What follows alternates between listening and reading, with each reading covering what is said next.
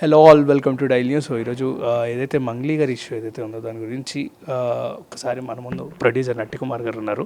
Let's talk and discuss. Hi sir. ఇది ఏదైతే మంగ్లీ గారి ఇష్యూ ఉందో అది కూడా ఇప్పుడు సోషల్ మీడియాలో నెట్టింట వైరల్ అవుతుంది. యాజ్ అ ప్రజాప్రతినిధిగా మీరు ఏం మాట్లాడాలనుకుంటున్నారు దీని గురించి? ఇప్పుడు ఒకటండి, మంగ్లీ గారు అక్కడ ఇంకొకలా సెలబ్రేటే కాదు, బాధితులు నమ్మి మోసపోయారు. వాళ్ళ డబ్బులకి గ్యారంటీ ఏంటి, వాళ్ళ డబ్బులు మనం తీసుకునేటప్పుడు ఎవరు పెట్టి డబ్బులు తీసుకున్నాం, ఎవరెవరు దీంట్లో ఉన్నారు అనేది పోలీస్ డిపార్ట్మెంట్ వెరీ సీరియస్గా దీని మీద ఎంక్వైరీ చేసి ఈ బాధితులకి న్యాయం చేయవలసిన బాధ్యత ఉంది. నేను పంజాగుట్ట పోలీస్ స్టేషన్లో నేను ఆ సీఏది కూడా చూశాను. సీఏ గారిది కానీ పోలీసులది కానీ చాలా అంటే బాధితుల మీద చాలా యారగెంట్గా ఉన్నాడు ఆయన. బాధితులకి ఏంటంటే బాధితులకి పోలీసుల మీద నమ్మకం పోయే విధంగా ఉంది. పోలీస్ స్టేషన్ అంటే అమ్మో మేము వెళ్తే మమ్మల్ని కూడా లోన్ వేసేస్తాడేమో, మే డబ్బు పోయి మేము లోనకి వెళ్ళిపోతామేమో, మా బతుకులు ఇంతేనా, మేము అసలు కంప్లైంట్ ఇవ్వడానికి వెళ్తే మా పరిస్థితులు ఏంటి అని ఆ పంజాగుట్ట పోలీస్ స్టేషన్ సీఏ మీద ఆ భయభ్రాంతులు చేసేసాడు. ఓకే, ఆ అడ్వకేట్ తాగి వచ్చాడా ఏమొచ్చాడా, ఆ అడ్వకేట్ బాధితుల తరపున వచ్చాడా లేకపోతే బ్లాక్మెయిల్ చేశాడు, I'm registered his case and right, మీకు లీగల్గా కేసు రిజిస్టర్ చేసే రైట్ ఉంది. బాధితులు వచ్చేటప్పుడు మీరు కేసు తీసుకుంటారా, బాధితులు వచ్చేటప్పుడు మీరు ఏ కాగితమైనా తీసుకోవాల్సిన బాధ్యత రైట్ మీకుంది. ఆ కాగితం లీగల్ ఒపీనియన్ ఇచ్చి మీ పై ఆఫీసర్లకు చెప్పి ఎఫ్ఐఆర్ చెయ్యాలా వద్దా యాజ్ పర్ లా మీరు యాక్షన్ తీసుకోవాలి తప్ప ప్రతి వ్యక్తికి గౌరవించవలసిన బాధ్యత ఉంది. మీరే చెప్పారు బాధ్యత కోసం సీఏ గారు, పోలీస్ స్టేషన్కి రావాలంటే ఒక సిస్టమేటిక్ రావాలి, ఒక టోటల్గా ఒక మంచి ఆలోచనతో రావాలి, ఒక పక్కాగా తాగి రాకూడదు. 100% కరెక్ట్. కానీ ప్రతి వాళ్ళకి and friendly policing in Telangana, ప్రతి వాళ్ళు వచ్చినప్పుడు కూర్చోబెట్టాలి, వాటర్ ఇవ్వాలి, వాళ్ళ కోసం మాట్లాడాలి, కష్టం తెలుసుకోవాలి, వాళ్ళకి రాయడం రాకపోతే ఒక మనిషిని పెట్టి రాయించాలి. మరి ఇది చట్టం చెప్పట్లేదా సీఏ గారు? ఇది చట్టం చెప్తుంది కదా సీఏ గారు.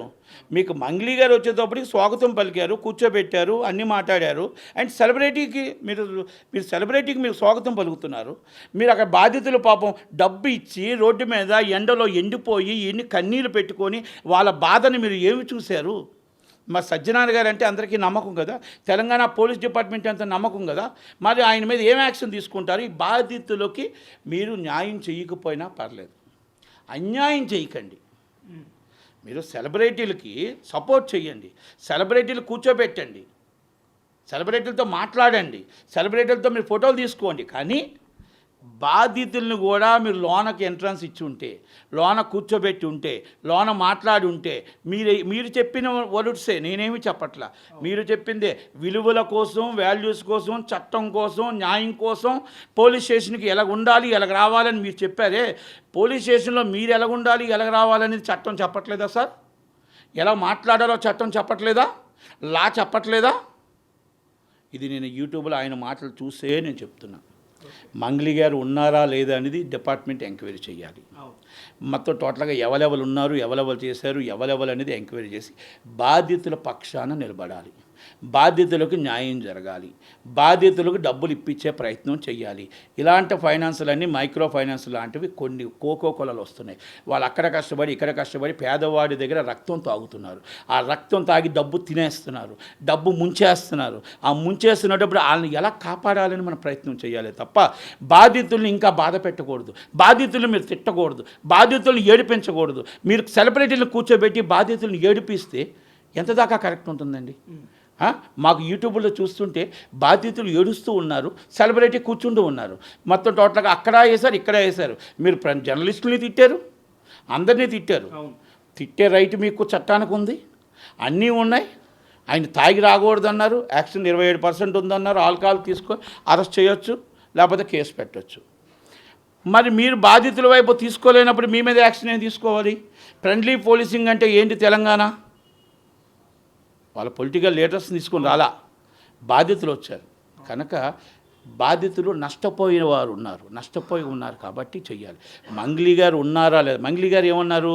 అక్కడ వ్యక్తిగతంగా సుబ్బారావు గారికి ఆమెకి పరిచయం ఉన్నట్టు కనబడుతుంది, వ్యక్తిగతంగా సుబ్బారావు గారు వాళ్ళంతా ఫ్రెండ్స్ ఏమన్నట్టు కనబడుతుంది. మంగ్లీ గారు దాంట్లో ఫొటోస్ దిగి ఉన్నారు. మా సుబ్బారావు గారి విషయంలో ఆయన బిగ్ బాస్కి వెళ్తానన్నారండి అంటున్నారు. ఒక అమ్మాయి కదా, ఆమె ఒక అమ్మాయి కదా, ఒక శ్రీముఖి గారితో ఆయనకి ఏం మాట్లాడాడో తెలియదు, మీకు తెలియదు, నాకు తెలియదు. మా అమ్మాయిని తీసుకురావచ్చా క్రష్ ఉందంట అని? తప్పు కదా. ఒక ఆడపిల్ల ఇంకొక ఆడపిల్ల మీద నిందెయ్యొచ్చా? అది నిజం అవ్వచ్చు, అబద్ధం అవ్వచ్చు, నేను కాదని చెప్పట్లా. వాస్తవాలు తెలియనప్పుడు ఒక అమ్మాయి మీద ఇంకొక అమ్మాయి నిందెయ్యొచ్చా? మీకు తప్పు జరిగితే మీరు కంప్లైంట్ ఇచ్చారు, యాజ్ వర్ రైట్. మీరు ఆల్రెడీ కంప్లైంట్ ఎంక్వైరీ చేస్తారు, లీగల్ ఒపీనియన్ తీసుకుంటారు, ఒక ఇన్వెస్టిగేషన్ జరుగుతుంది. ఒక అమ్మాయి లేని మీ ప్లేస్లో లేని అమ్మాయి మీద మీరు అలిగేషన్ చేయొచ్చా? మంగ్లీ గారు సీనియర్ మోస్ట్, ఆమె అన్నిట్లో సీనియరే, మొత్తం టోటల్గా సాంగుల్లోని అన్నింటిలోని సీనియరే. నేను చాలా ఆమె కులం వాడుతున్నారు. ఇక్కడ కులం ఎందుకు వచ్చింది, మతం ఎందుకు వచ్చింది? మంగ్లీ గారి సాంగ్స్ అందరూ చూస్తారు కదా, వాళ్ళు కులం వాళ్ళే చూస్తారా? కాదు కదా. కుల మత భేదాలు లేకుండా ఆమె సాంగ్ అందరూ చూస్తారు, ఆయనకి అందరూ అభిమానులు ఉన్నారు కదా. ఆమె పేరు పెట్టుకొని వాడుకున్నారో లేదో పోలీసులు కదా ఎంక్వైరీ చేయాలి. మరి మీరు సుబ్బారావు గారికి వచ్చి మీ బిగ్ బాస్కి వెళ్ళాలని మీకు ఎలా తెలుసు? ఆయన నాకు సంబంధం లేదంటారు, వీటితో సంబంధం లేదంటారు, వీటిలో డబ్బులు సంబంధం లేదంటారు, నన్ను బ్లాక్మెయిల్ చేశాడంటారు. మరి ఏమీ లేనప్పుడు మీరెందుకు మిమ్మల్ని ఎందుకు బ్లాక్మెయిల్ చేశాడు? ఇవన్నీ ఆమె నోటంటే వచ్చిన మాటలే. వాళ్ళ తమ్ముడు ఉన్నారంటారు, భరత్ చవన్ అంటారు, ఎవరెవరో ఏదైనా సరే. మేబీ ఆమె మాటల్లోనే తడబడ కనబడుతుంది, ఆ మాటల్లోనే రిలేషన్షిప్ కనబడుతుంది, ఆ మాటల్లోనే దీంట్లో ఆమె కూడా దీంట్లో ఇన్వాల్వ్మెంట్ అంటే నేను అనట్లేదు, ఇన్వాల్వ్మెంట్ కాకుండానే ఆటోమేటిక్గా అందరూ పరిచయస్తులే. వాళ్ళకి గొడవలు వచ్చి బయటకు వచ్చి రోడ్డు మీదకి వచ్చారు, వాళ్ళ గొడవలు వచ్చి రోడ్డు మీదకి వచ్చారు. ఇది క్లియర్గా కనబడుతుంది, మంగ్లీ గారి మాటల్లోనే కనబడుతుంది. సుబ్బారావు కూడా వీళ్ళ ఫ్రెండ్ అయ్యి ఉండొచ్చు, వీళ్ళందరూ గ్రూప్ అయ్యి ఉండొచ్చు, గ్రూపు విడిపోయి రోడ్డు మీదకి వచ్చారు. కనుక పోలీసు వాళ్ళు ఏం చెప్పాలి? బాధితులకు న్యాయం చేయాలి, సెలబ్రిటీలను కూర్చోబెట్టడం కాదు, బాధితులు కూర్చోబెట్టాలి. మీరు బాధితులు కూర్చోబెట్టి కంప్లైంట్ రాయించుకొని పై ఆఫీసర్లకు చెప్పి వాళ్ళ మీద అవతల మీద యాక్షన్ తీసుకోవాలా లేదో చూడాలి. ఇక్కడ ఎలా ఉందండి, తప్పు చేశారండో, మా డబ్బు తిన్నారండో అన్న వాళ్ళు ఎండలో నించోపెట్టారు. వాళ్ళు వచ్చి వాళ్ళే నిందితులండి, వాళ్ళే అక్యూజుడ్లండి అని చెప్తున్న వాళ్ళని ఎండలో నిలబెట్టారు కంప్లైంట్ని. ఆమె వచ్చి ఆమెను తీసుకెళ్ళి లోన కూర్చోబెట్టి మరి మాట్లాడి స్వాగతం చెప్తూ మాట్లాడారు. మరి ఇది పోలీస్ డిపార్ట్మెంట్ మీద నమ్మకాలు పోతున్నాయి, లా అండ్ ఆర్డర్ మీద నమ్మకాలు పోతున్నాయి. రేపు ఎక్కడికి వెళ్ళాలి మా బతుకులు, ఎలాగెళ్ళాలని ఆలోచించుకుంటున్నారు. ఒక్కసారి మనం ఇవన్నీ కూడా పై ఆఫీసర్స్ ఆలోచించాలి. ఆయన మాటలు, యారిగెంట్ మాటలు, ఈ సీఏ గారి మాటలు, ఇవన్నీ కూడా మనం ఆలోచించుకోవాలి. అంటే బాధితులు పంజాగుట్ట పోలీస్ స్టేషన్కి ఇప్పుడు వెళ్ళాలి అంటే అమ్మో మనం వెళ్తే లోన్ వేసేస్తారేమో, భయభ్రాంతుల్ని చేశారు, భయం గుప్పట్లో పెట్టారు వాళ్ళని. Is a wrong. వాళ్ళకి భరోసా ఇవ్వాల్సిన బాధ్యత ఉంది, ఆ భరోసా మనం ఇవ్వలేదు. కనుక నేను యూట్యూబ్లో చూసిన తర్వాత నేను మాట్లాడుతున్నాను, నేను చెప్పి ఆయన మాటలు చూశాక మాట్లాడుతున్నా.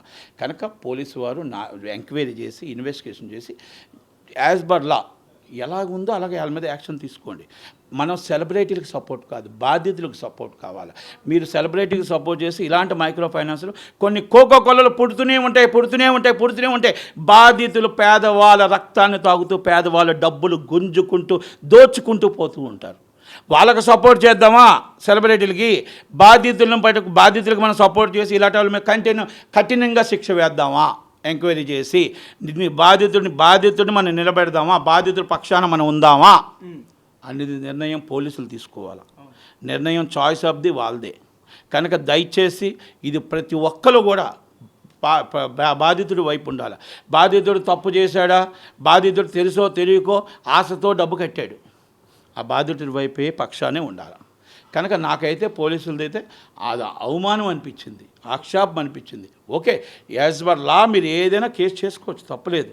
కానీ లాలో మనకి మీరు ఎలా చెప్పారో అన్ని ఫ్రెండ్లీ పోలీసింగ్ కూడా ఉండాలి. కనుక అది లేదని నాకు అనిపిస్తుంది పంజాగుట్ట. Thank you.